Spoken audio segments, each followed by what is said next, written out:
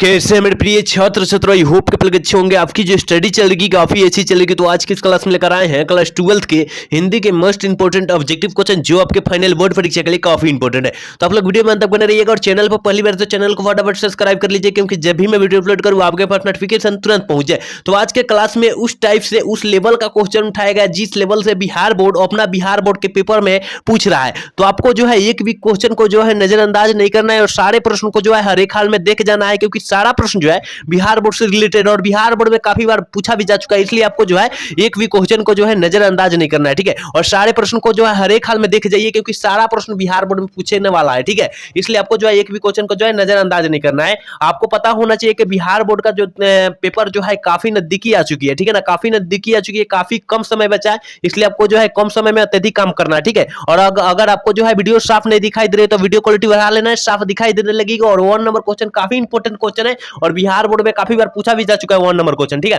कह रहे हैं कि संयोगिता स्वयंवर जो होती है वो किस लेखक की रचना है। जल्दी से जो है 1 का ऑप्शन फटाफट मेरे प्यारे छात्रों बतला दीजिए कि क्या हो जाएगा कि संयोगिता स्वयंवर जो है किस लेखक की रचना है, ठीक है। तो यहाँ काफी बच्चे बाल कृष्ण भट्ट मार देंगे, लेकिन यहाँ गलत हो जाएगा। देखिए यहाँ श्रीनिवास दास जी की जो रचना है संयोगिता स्वयंवर है, ठीक है। ऑप्शन सी हो जाएगा। तो कहिएगा कि बाल कृष्ण भट्ट कौन सी रचना लिखे हैं, कौन से पाठ के लेखक ले हैं। तो याद रखिएगा कि बाल कृष्ण भट्ट जो है दमयंती स्वयंवर लिखे हैं। क्या लिखे? दमयंती स्वयंवर जो है बाल कृष्ण भट्ट द्वारा रचित है, याद रखिएगा। और संयोगिता स्वयंवर कहेगा तो श्रीनिवास दास जी मारिएगा। थोड़ी सी यहाँ पर क्या है कठिनाई का सामना करना पड़ता है, ठीक है ना। तो आप लोग अच्छे से यहाँ देख लीजिए, क्योंकि यहाँ पर जो है डाउट हो जाएगा, ठीक है। तो डाउट क्लियर कर सकते हैं यहाँ पर, ठीक है। चलिए क्वेश्चन नंबर 2 की तरफ बढ़ते हैं। और 2 नंबर क्वेश्चन क्या करा है, काफी इंपोर्टेंट क्वेश्चन है मेरे प्यारे छात्रों, इसलिए आपको जो है एक भी क्वेश्चन को जो है नजरअंदाज नहीं करना है। 2 नंबर क्वेश्चन देखिए, कह रहा है कि कौन सी रचना जो है बालकृष्ण भट्ट की है।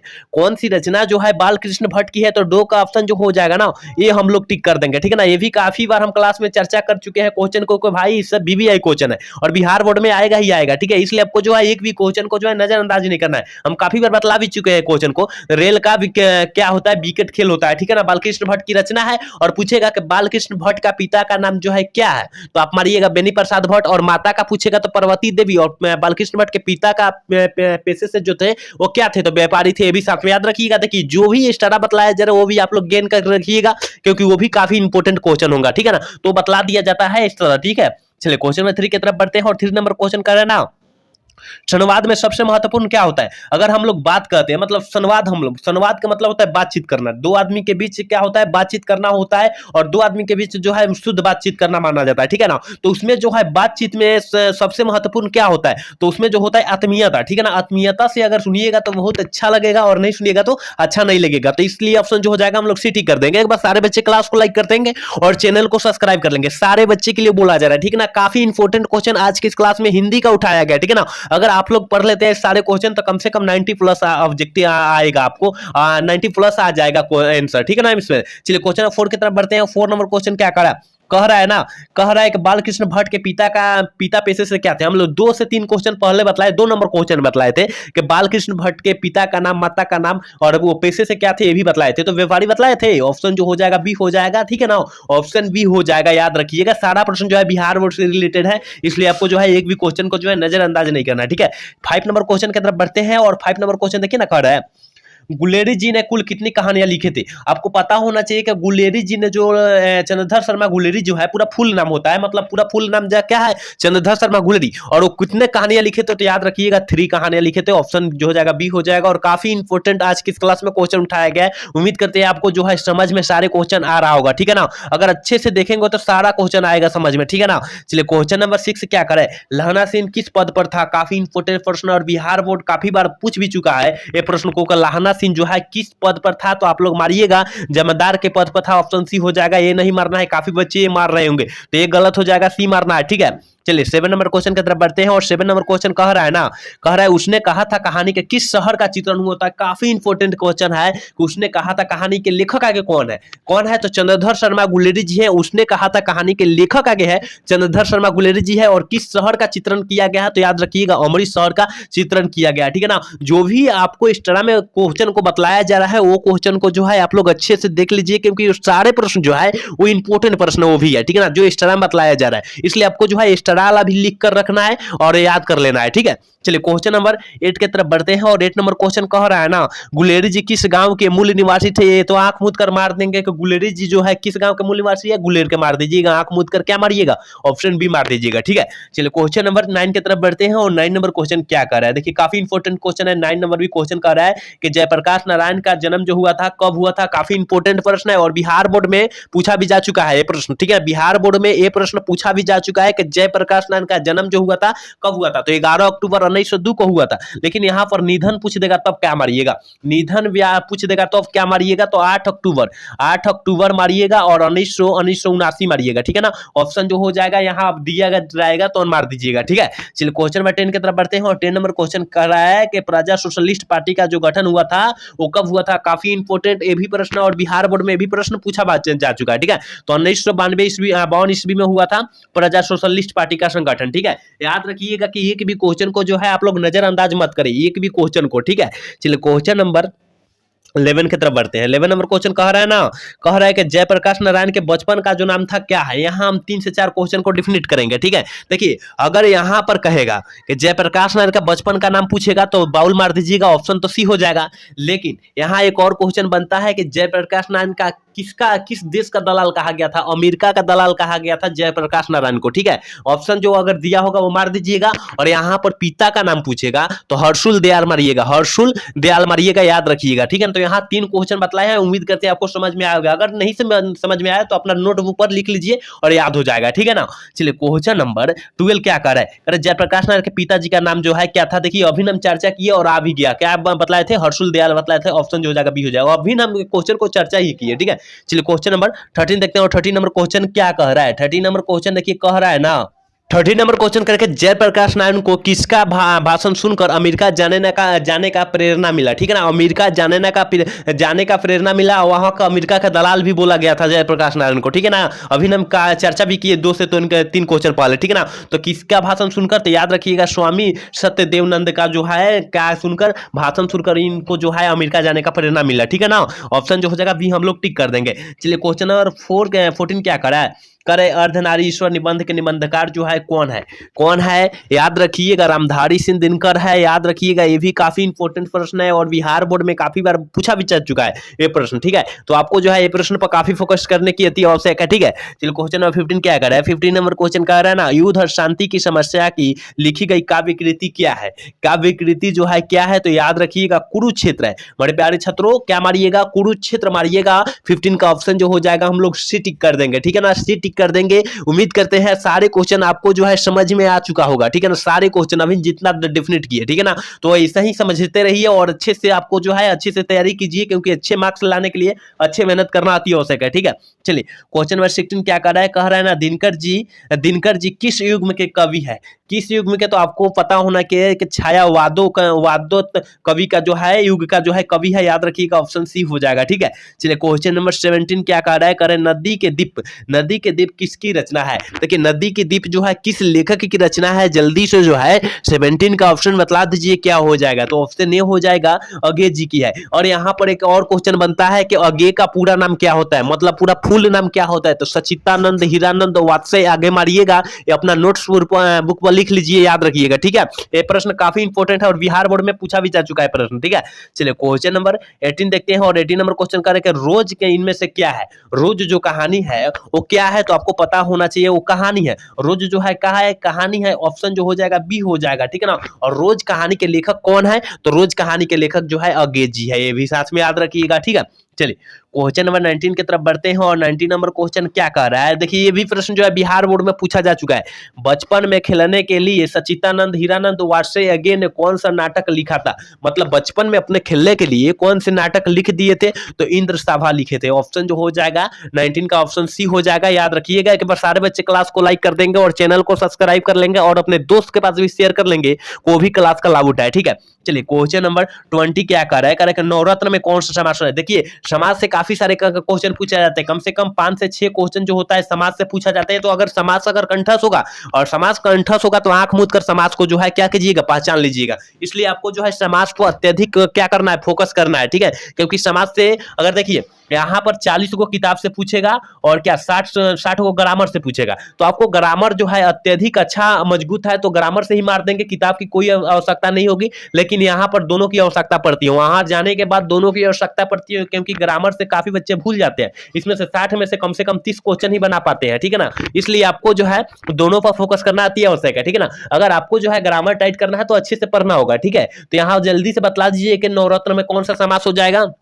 तो याद रखिएगा यहाँ पर 9 जोड़ रत्न आ रहा है, रत्न आ रहा है, तो यहाँ पर जो है 9 आ गया, तो 9 संख्या का बोध हो गया, तो संख्या का जो बोध होगा वो क्या मारेंगे, द्विगु समास मार देंगे। तो ऑप्शन जो हो जाएगा बी हो जाएगा, याद रखिएगा। समझ में आ रहा है ना। चलिए क्वेश्चन नंबर 21 क्या कह रहा है, धनहीन में कौन सा समास है। ये भी काफी इंपोर्टेंट प्रश्न है कि धनहीन में कौन सा समास है। देखिए जिस समास में कारक का चिन्ह दिखाई दे, कारक का चिन्ह दिखाई दे उसे तत्पुरुष समास कहते हैं। तो यहाँ पर धन से हीन क्या हो जाएगा, धन से हीन मतलब धनहीन, ठीक है ना। धन से हीन यानी से आ गया, कारक का चिन्ह दिखाइएगा, इसका मतलब हम लोग तत्पुरुष समास का उदाहरण है, इसलिए ऑप्शन सी टिक कर देंगे, ठीक है ना। आपको जो है समास को कंठस्थ कर लेना है, क्योंकि समास काफी बार इस जो हर एक बार समास से पूछा जाता है, ठीक है। चलिए क्वेश्चन नंबर 22 क्या कर रहा है, 22 क्या कर रहा है कि देवता का प्रवाची शब्द क्या होता है। देवता का प्रवाची शब्द वो क्या होता है, तो 22 का ऑप्शन जो हो जाएगा ये हो जाएगा देव होता है, याद रखिएगा। ऑप्शन हम लोग टिक कर देंगे, ठीक है ना। एक बार सारे बच्चे क्लास को लाइक कर लीजिए, एक बार सारे बच्चे क्लास को लाइक कर लीजिए और चैनल को सब्सक्राइब कर लीजिए सारे बच्चे, ठीक है।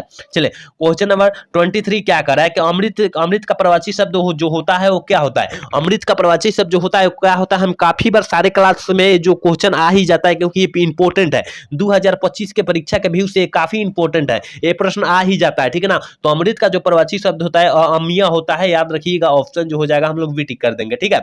चलिए क्वेश्चन नंबर 34 देखते हैं, 24 देखते हैं। और 24 नंबर क्वेश्चन है सजन का विलोम शब्द जो होता है वो क्या होता है। तो आपको पता होना चाहिए कि सजन का जो विलोम शब्द हो जाएगा दुर्जन हो जाएगा। ऑप्शन जो हो जाएगा 24 का ऑप्शन हम लोग भी टिक कर देंगे, ठीक है ना। ऑप्शन भी टिक कर देंगे। याद रखिएगा कि एक भी क्वेश्चन को जो है हम नजरअंदाज मत करें और एक भी क्वेश्चन को जो छोड़े मत। मान लीजिए कोई क्वेश्चन छोड़ रहे हैं, अगर वही क्वेश्चन बिहार बोर्ड में पूछ देगा तो वहां पर भी अगर यहाँ छोड़े हैं तो वहां पर भी छोड़ने का संभावना पूरा हो जाएगा, और नहीं भी छोड़ेंगे तो वहां से मारेंगे टिक तो वहां गलत मार देंगे। तो इसलिए आपको जो है एक भी क्वेश्चन को जो है क्या कीजिएगा, नजरअंदाज मत कीजिएगा और सारे थोड़ी सी टाइम लेकर सारे क्वेश्चन को जो है क्या कीजिए, देख जाइए, ठीक है। चलिए क्वेश्चन नंबर 25 क्या कर रहा है, 25 नंबर क्वेश्चन कर रहा है ना, पुरस्कार शब्द का विलोम शब्द क्या होता है। देखिए अगर आपको जो है यहाँ पर थोड़ी सी हम क्या करेंगे, आपका थोड़ा सा हम के यहाँ टाइम लेंगे, ठीक है।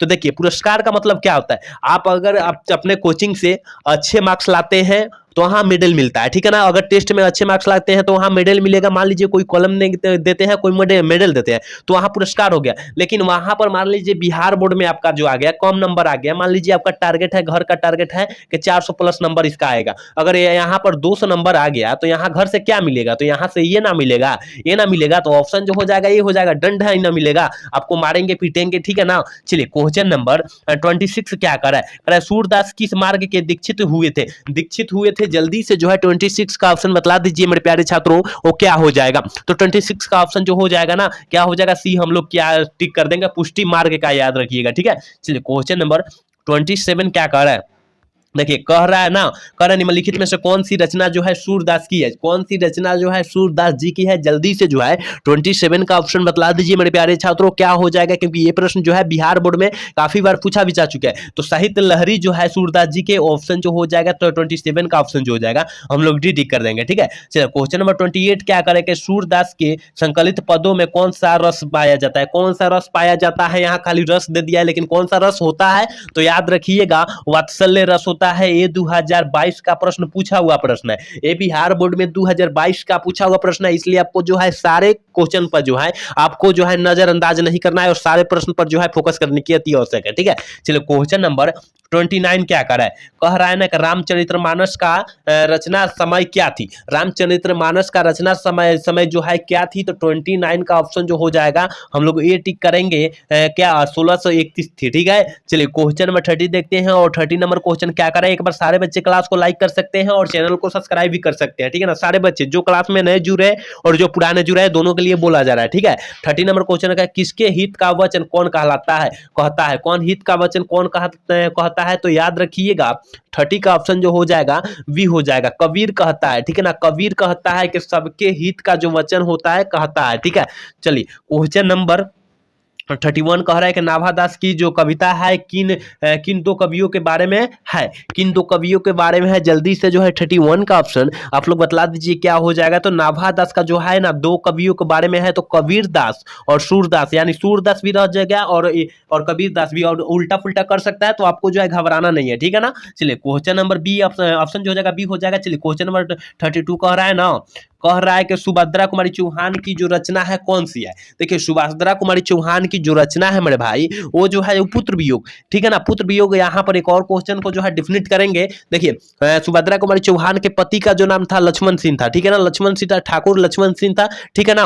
और आपको जो है यहाँ सुभद्रा कुमारी चौहान का निधन जो हुआ था क्या 1948 ईस्वी में हुआ था, 1948 ईस्वी में हुआ था। और मृत्यु जो हुई थी, सॉरी मृत्यु जो, हाँ निधन मतलब मृत्यु होता है, मृत्यु, और जन्म जो हुआ था 1902 ईस्वी में हुआ था, ये भी साथ में याद रखिएगा। और निधन कैसे हुई थी, तो कार दुर्घटना में हुई थी, ये भी याद रखिएगा। तो यहाँ 4 से 5 क्वेश्चन हम डिफिनेट किए, याद रखिएगा, सारे लिख लीजिएगा कि निधन जो हुआ था 1948 में हुआ था और जन्म जो हुआ था 1902 ईस्वी में हुआ था, और इसके मतलब कैसी मृत्यु हुई थी, तो कार दुर्घटना में हो चुकी थी, ठीक है ना। चलिए क्वेश्चन नंबर 33 क्या करा, कह रहा है ना कि शमशेर बहादुर सिंह की जो पत्नी का जो नाम था वो क्या था। शमशेर बहादुर सिंह की पत्नी का जो नाम था वो क्या था, तो 33 का ऑप्शन जो हो जाएगा बी हो जाएगा, धर्म देवी था। ऑप्शन हम लोग 33 का ऑप्शन बी टिक कर देंगे। याद रखिएगा मेरे प्यारे छात्रों को, एक भी क्वेश्चन को जो है नजरअंदाज न करे और सारे क्वेश्चन को जो है हर एक हाल में देख जाए, क्योंकि सारा प्रश्न जो है बिहार बोर्ड से रिलेटेड है और बिहार बोर्ड में पूछे जाने की संभावना काफी ज्यादा है, इसलिए आपको जो है एक भी क्वेश्चन को जो है नजरअंदाज नहीं करना है। और हमारे सारे क्लास से जुड़ जाना है, टेलीग्राम चैनल, व्हाट्सएप चैनल और यूट्यूब चैनल से जुड़ जाना है। और वहां पर टेलीग्राम चैनल पर जो है क्या किया जा रहा है, नोट्स को जो है वितरण किया जा चुका है, काफी बच्चे जो है लाभ उठा चुके हैं, ठीक है ना। तो आप लोग भी जुड़ जाइए जाकर, डिस्क्रिप्शन में लिंक है, ठीक है। चलिए क्वेश्चन नंबर 34 क्या कर रहा है, कह रहे सुभद्रा कुमारी चौहान और महादेवी वर्मा किस स्कूल में एक साथ पढ़ती थी, एक साथ पढ़ती थी मतलब पढ़ाई करती थी। तो याद रखिएगा कास्ट वेस्ट और गर्ल्स स्कूल इलाहाबाद में, ठीक है ना। ऑप्शन जो हो जाएगा ए हो जाएगा, 34 का ऑप्शन जो हो जाएगा हम लोग ए टिक कर देंगे। चलिए क्वेश्चन नंबर 35 की तरफ बढ़ते हैं और 35 नंबर क्वेश्चन क्या कर रहा है कि मुक्ति बोध किस सप्तक के कवि थे। मुक्ति बोध जी जो है किस सप्तक के कवि थे, तो याद रखिएगा तार सप्तक की कवि थे, ठीक है ना। और यहाँ पर थोड़ी सी और 4 क्वेश्चन यहाँ पर डिफिनेट करेंगे, ठीक है ना। 4 क्वेश्चन देखिए यहां पर जो है अब पूछेगा कि तार सप्तक का जो है प्रकाशन कब हुआ था, तो 1943 मारिएगा, और दूसरा का मारिएगा 1951 में मारिएगा, और तीसरा का जो मारिएगा 1959 में मारिएगा, और चौथा का जो मारिएगा 1978 में मारिएगा। कब प्रकाशित हुआ था, तो याद रखिएगा ये भी प्रश्न काफी बार पूछा भी जा चुका है, इसलिए आपको जो है सारे प्रश्न को जो है लिख लेना है, क्योंकि याद नहीं होगा आपसे, ठीक है ना। और लिख कर याद कीजिएगा तो हो जाएगा, ठीक है ना। तो याद रखिएगा, ठीक है ना। चलिए क्वेश्चन नंबर 36 की तरफ बढ़ते हैं और 36 नंबर क्वेश्चन क्या करें कि अधिनायक के रचयिता जो है कौन है। अधिनायक के रचयिता जो है रघुवीर सहायक जी है। 36 का ऑप्शन हम लोग वी टिक कर देंगे, याद रखिएगा 36 का ऑप्शन क्या टिक करेंगे, वी टिक करेंगे। 37 नंबर क्वेश्चन कह रहा है कि हार जीत कैसी कविता है। देखिए हार जीत जो है कैसी कविता है, तो याद रखिएगा गद्य कविता है। ऑप्शन जो हो जाएगा 37 का ऑप्शन हम लोग वी टिक कर देंगे मेरे प्यारे छात्रों, याद रखिएगा, ठीक है ना। एक भी क्वेश्चन को आपको एक दिमाग में बैठा लेना है कि एक भी क्वेश्चन को जो है हम क्या करें, नजरअंदाज न करें, ठीक है ना। और सारे क्वेश्चन को हर एक हाल में, किसी भी हाल में हम लोग क्या करें, सारे क्वेश्चन को देख जाए, क्योंकि सारा प्रश्न जो है बिहार बोर्ड में पूछे जाने का संभावना काफी ज्यादा है, इसलिए आपको जो है एक भी क्वेश्चन को जो है नजरअंदाज नहीं करना है, ठीक है। और आप मेरे चैनल को अभी तक सब्सक्राइब नहीं किए और तो फटाफट कर लीजिए और वीडियो को लाइक भी कर लेना है साथ में, ठीक है।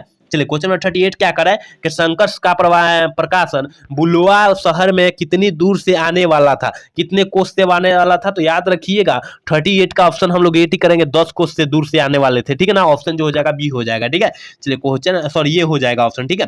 चलिए क्वेश्चन नंबर 39 क्या कर रहा है कि शब्द का प्रवाची शब्द जो होता है वो क्या होता है। देखिए नाद भी होता है, निनाद भी होता है और ध्वनि भी होता है, ठीक है। इनमें से सभी हम लोग टिक कर देंगे, ठीक है। 39 का ऑप्शन हम लोग डी टिक कर देंगे। याद रखिएगा कि सभी इनमें से होता है, ठीक है। चलिए क्वेश्चन नंबर 40 की तरफ बढ़ते हैं और 40 नंबर क्वेश्चन क्या करेगा, चाय शब्द कौन सी लिंग है। ये बिहार बोर्ड अब की बार ही पूछ दिया था, 2024 में ही पूछ दिया था कि चाय शब्द का जो कौन सी लिंग है, और चाय भी पूछा था और मोती पूछा था। तो मोती कौन सा लिंग है ये भी आप लोग याद रखिएगा। देखिए मोती कहे तो मोती पुल्लिंग हो जाएगा लिंग, और लेकिन चाय कहेगा स्त्रीलिंग हो जाएगा ये भी। और राख पूछा था, राख जो है राख भी पूछा था 2024 में कि राख कौन सा लिंग है, ठीक है ना। तो राख जो हो जाएगा स्त्रीलिंग हो जाएगा, ये भी साथ में याद रखिएगा क्योंकि 2024 में पूछा हुआ है सारे सवाल है, ठीक है ना। तो आपको जो है एक भी क्वेश्चन को जो है नजरअंदाज नहीं करना है। 41 नंबर क्वेश्चन की तरफ बढ़ते हैं और 41 नंबर क्वेश्चन करें कि कवि शब्द में कोई स्त्रीलिंग रूप है। देखिए कवि का स्त्रीलिंग रूप क्या होता है, आप मार दीजिएगा कविती नहीं मारना है, कवित्री मारना है। कौन सा मारना है देख लीजिएगा, ऑप्शन सी वाला मारना है, बी वाला भी नहीं मारना है, नहीं तो गलत हो जाएगा। थोड़ी सी आप लोग शब्द पर भी ध्यान दीजिएगा तब मारिएगा, नहीं तो वहां पर हवराई में क्या कीजिएगा, गलत ही मार दीजिएगा, ऑप्शन बी मार दीजिएगा तो गलत हो जाएगा। कवित्री केंगा लिखाता है आप लोग देख लीजिए, ठीक है। चलिए क्वेश्चन नंबर 42 देखते हैं और 42 नंबर क्वेश्चन की तरफ बढ़ते हैं और 42 नंबर क्वेश्चन का रहना, नाटक के क्षेत्र में जयशंकर प्रसाद के बाद सबसे बड़ी प्रतिभा कौन माने जाते हैं। जल्दी से जो है 42 का ऑप्शन बतला दीजिए मेरे प्यारे छात्रों, क्या हो जाएगा, मोहन राकेश जी माने जाते हैं, ऑप्शन डी हो जाएगा, ठीक है ना। और ये किस पाठ के लेखक है, तो क्या सिपाही की माँ कहानी के लेखक है, ठीक है ना। सिपाही की माँ कहानी के पाठ के लेखक है मोहन राकेश जी, ये भी साथ में आप लोग याद रखिएगा। जो भी स्टारा बतलाया जा रहा है वो अच्छे से आप लोग गेन कीजिए, ठीक है। चलिए क्वेश्चन नंबर 43 देखते हैं और 43 नंबर क्वेश्चन क्या कह रहा है ना,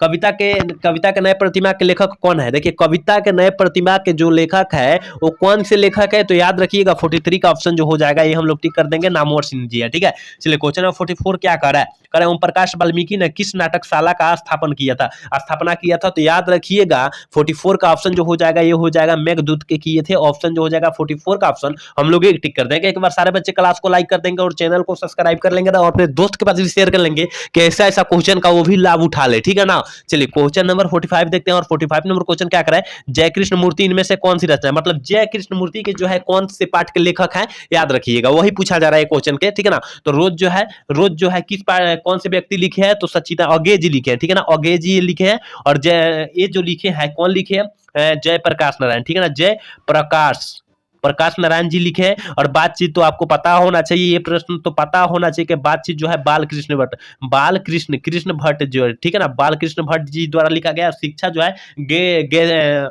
जय कृष्ण मूर्ति द्वारा लिखा गया। तो ऑप्शन जो हो जाएगा डी हम लोग टिक कर देंगे, ठीक है ना। लेकिन ये चारों का याद कर लीजिएगा, ठीक है ना, चारों का हम डेफिनेट कर दिए। चलिए क्वेश्चन नंबर 46 क्या करा, अग्नि शब्द का तद्भव जो होता है वो क्या होता है, तद्भव रूप पूछा गया है, यहाँ पर तद्भव रूप पूछा गया है। तो 46 का ऑप्शन जो हो जाएगा डी हो जाएगा, आग हो जाएगा, ठीक है ना। 46 का ऑप्शन जो हो जाएगा डी हो जाएगा। 47 नंबर क्वेश्चन की तरफ बढ़ते हैं, कह रहा है ना हिंदी में कुल कितने वर्मान होते हैं, कथी सर्वनाम होते हैं, ठीक है ना, सर्वनाम है, ठीक है ना। हिंदी में कुल कितने सर्वनाम होते हैं, जल्दी से जो है 47 का ऑप्शन बतला दीजिए क्या हो जाएगा। तो आपको पता होना चाहिए कितना कुल कहेगा तो कितना हो जाएगा, कहते डी हो जाएगा, 11 होते हैं। लेकिन यहाँ मूल पूछ देगा, कुल के जगह मूल पूछ देगा, मूल तो मूल कितना मारिएगा, 6 मारिएगा, ठीक है ना। तो यहाँ पर थोड़ी सी आप लोग देख लीजिएगा यहाँ पर क्वेश्चन को किस तरह पूछ रहा है, ठीक है। चलिए क्वेश्चन नंबर 48 क्या कर रहा है, नमक का विशेषण जो होता है क्या होता है, आयोडीन नहीं मारिएगा भाई, ये आयोडीन जो होता है यूपीएससी नाम हो जाता है इसका, ठीक है ना। तो नमक का विशेषण पूछा रहा है तो क्या हो जाएगा, नमकीन हो जाएगा। और यहाँ पर 2 क्वेश्चन और हम 3 क्वेश्चन अपना से डालेंगे। अगर पूछेगा पर्वतीय का विलोम शब्द क्या हो जाए, विशेषण क्या होता है, तो पर्वतीय हो जाएगा। और समाज का काफी बार पूछते आ रहा है तो समाज का भी याद कीजिएगा, समाज का अगर विशेषण पूछेगा सामाजिक मारिएगा। और देखिए जात का पूछेगा तो जातीय मारिएगा। ये सारे थोड़ी सी आप लोग क्या कीजिएगा, ये सारे प्रश्न पर आप लोग थोड़ी सी फोकस कीजिएगा क्योंकि ये बिहार बोर्ड में पूछे जाने का संभावना काफी ज्यादा है, ठीक है। चलिए 49 नंबर क्वेश्चन की तरफ बढ़ते हैं और 49 नंबर क्वेश्चन क्या कह रहा है, देखिए कह रहा है ना कि हिंदी साहित्य का सूर्य किस कवि को कहा गया है। हिंदी साहित्य के कवि जो है किस लेखक को कहा गया है, किस कवि को कहा गया, तो याद रखिएगा सूरदास को कहा गया, सूरदास को। लेकिन यहाँ ऑप्शन कहीं नहीं दिखाई दे रहा है, इसलिए ऑप्शन जो हो जाएगा हम लोग डी मार देंगे, ठीक है ना। और किसने कहा था किस कवि को कहा गया, सूरदास को याद रखिएगा, ठीक है। चलिए क्वेश्चन नंबर 50 देखते हैं और आज के क्लास के लास्ट क्वेश्चन है, ठीक है। निम्नलिखित में से कौन सी रचना जो है भगत सिंह की है, देखिए कौन कौन सी रचना जो है भगत सिंह की है, ठीक है ना। तो ऑप्शन जो हो जाएगा डी हो जाएगा, ऑप्शन जो हो जाएगा डी हो जाएगा। भगत सिंह की रचना जो है एक लेख और एक प्रगीत है, ठीक है ना, याद रखिएगा। तो यहाँ 50 क्वेश्चन काफी इंपॉर्टेंट बतलाए हैं। उम्मीद करते हैं आप पूरा क्लास देखे होंगे तो समझ में आया होगा, ठीक है ना। और आज का क्लास कैसा लगा आप लोग कमेंट करके जरूर बताइएगा। जय हिंद, जय भारत।